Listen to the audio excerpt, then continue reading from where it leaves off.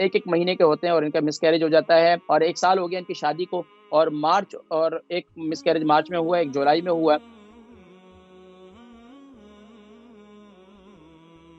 السلام علیکم ورحمۃ اللہ ہاں، وبرکاتہ۔ وعلیکم السلام ورحمۃ اللہ وبرکاتہ۔ کیسے ہیں آپ؟ آپ کا پروگرام میں دیکھتی ہوں اور فائدہ بھی ہوا ہے مجھے۔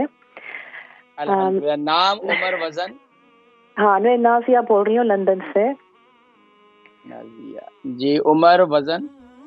عمر 40، وزن 80۔ جی اب بتائیے سوال کیا ہے، اور آپ کو فائدہ کس چیز میں ہوا اس کا بھی بتائیے۔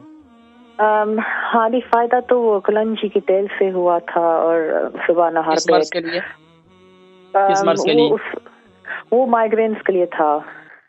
مائیگرینس کے لیے تھی، ٹھیک ہے ٹھیک ہے ہاں، ٹھیک ہے۔ تو وہ جی ٹھیک ہو گیا، لیکن اب کیا ہے؟ ہاں ابھی الحمدللہ۔ اب بتائیے آپ کیا؟ مسئلہ یہ ہے کہ میرے 2 بھی پریگننسیز ہوئے، مس کیریج میں ختم ہو گئے تھے لاسٹ ایئر ہی۔ مسئلہ یہ ہے کہ وہ 1 مہینے کے ہوتے ہیں، اس سے زیادہ پھر وہ بڑھتے نہیں، یا ایکٹوپک ہو جاتی ہے۔ مجھے سمجھ میں نہیں آ رہا، ڈاکٹر نے کہا چانس کی بات شادی ہے۔ کو کتنے سال ہو گئے؟ شادی کو کتنے سال ہو گئے؟ ایک سال ہی ہوئے۔ یہ دوسری 1 سال شادی ہی ہے ہوا میری، پہلی شادی سے ایک بچی ہے۔ ایک بچی ہے، اچھا ٹھیک ہے۔ میں اچھا، آپ کا جو ہے وزن جو ہے یہ زیادہ ہے، تھوڑا سا وزن پر بھی توجہ ہاں، دیں۔ باقی آپ کو شوگر تو نہیں ہے آپ کو؟ نہیں، کوئی بیماری نہیں ہے الحمدللہ، بس کوئی مائیگرین کبھی ہوتے ہیں، اس کے علاوہ کوئی بیمار نہیں ہے الحمدللہ۔ اچھا، یہ مس کیریج آپ کے 2 ہوئے ہیں، یہ کتنے وقفے سے ہوئے ہیں؟ 1 سال کے پچھلے اندر؟ سال 2۔ 1 سال کے ہاں اندر؟ ہاں، ایک مارچ میں ہوا تھا اور پھر جولائی۔ ٹھیک ہے، میں ذکر کرتا ہوں، پروگرام دیکھیں انشاءاللہ۔ جزاک اللہ خیر۔ اللہ کر اپنی دعاؤں میں یاد رکھیں انشاءاللہ۔ میری بہن نازیہ 40 ایج ہے اور 80 کے جی ان کا وزن ہے۔ ایک نسخے کے بارے میں بتلا رہی تھی کہ الحمدللہ مجھے اس سے فائدہ ہوا۔ اب اس کے بعد پوچھ رہی کہ ان کے 2 مس کیریج ہو چکے ہیں، یعنی کہ ایک ایک مہینے کے ہوتے ہیں اور ان کا مس کیریج ہو جاتا ہے، اور 1 سال ہو گیا ان کی شادی کو، اور ایک مس کیریج مارچ میں ہوا ہے، ایک جولائی میں ہوا ہے۔ اللہ تبارک و تعالیٰ میری بہن آپ کی دلی آرزو پورا فرمائے، اور جو ہے آپ کو اولاد کی نعمت نصیب فرمائے۔ دیکھیں، مس کیریج ہو جانا اس کی کئی علامات ہیں، کئی وجوہات ہیں۔ دیکھیں، صرف اور صرف ہمارے ہاں یہ ایک بڑی مشہور بات ہے جو پریگننٹ خواتین ہوتی ہیں کہ وزن نہ اٹھائیں، سیڑھی نہ چڑھیں، یہ نہ کریں۔ سب سے بات دماغی سٹریس، سب سے بڑی بات میرے تجربے کی بات یہ کہ سب سے بڑی بات آپ کے دماغی سٹریس ہے۔